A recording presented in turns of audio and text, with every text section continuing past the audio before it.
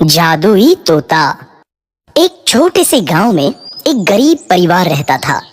उस परिवार में रामू और उसकी बीवी सीता उसके बेटे चिंटू के साथ रहते थे। उसी गांव में एक तोता भी रहता था। उसका नाम था रघु। वो किस्मत का धनी था। जहां भी जाता वहां किसी भी चीज की कमी नहीं पड़ती थी। एक दिन रघु उड़ते उड़ते उस गरीब परिवार के घर गया। रघु सोचता है, अरे वाह! लगता है यहाँ आज बहुत अच्छा खाना मिलेगा।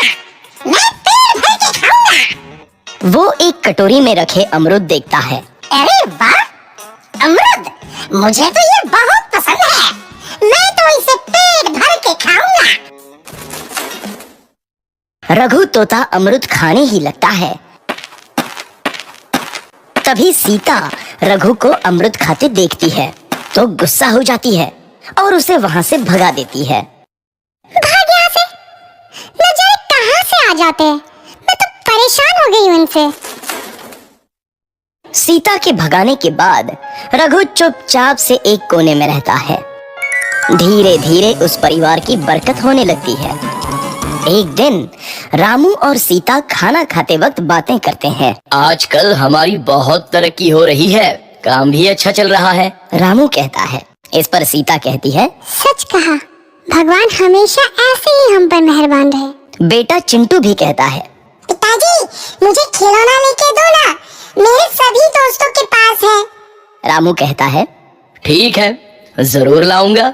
सीता कहती है, कितने खुश है सब, मेरे परिवार को किसी की नजर ना लगे।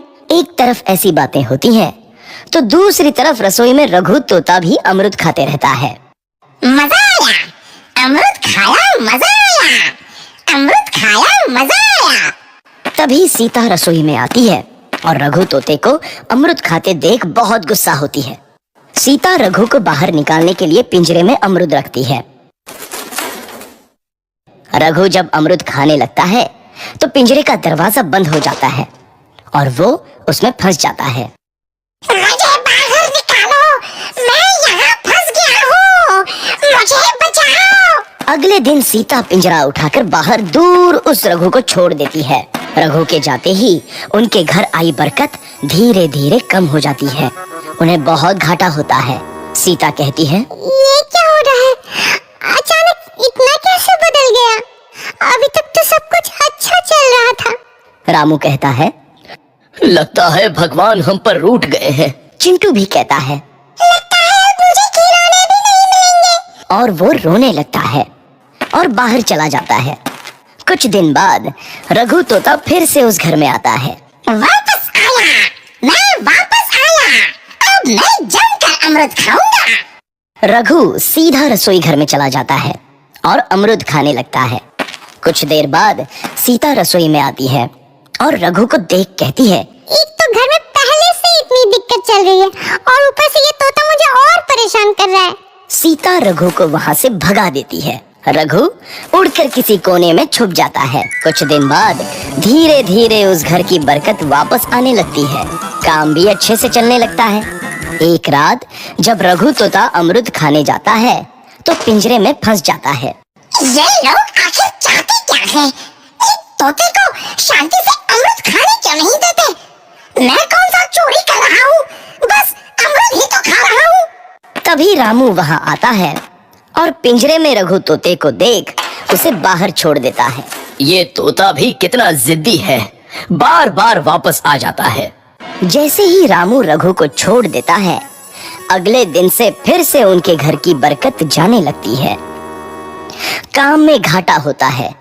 किसी को समझ नहीं आ रहा था कि ऐसा क्यों हो रहा है। रघु तोता घर आता है तो अचानक बरकत आती है और जब रघु तोता को बाहर निकालते हैं तो बरकत चली जाती है।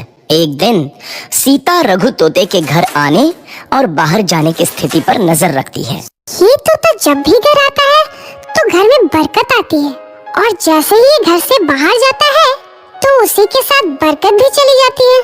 कहीं ये जादुई तोता तो नहीं है? अगली बार जब ये तोता घर आएगा तो मैं इसे कहीं नहीं जाने दूंगी। सीता रघु का बहुत इंतजार करती है लेकिन रघु तोता दोबारा उस घर में कभी नहीं आता।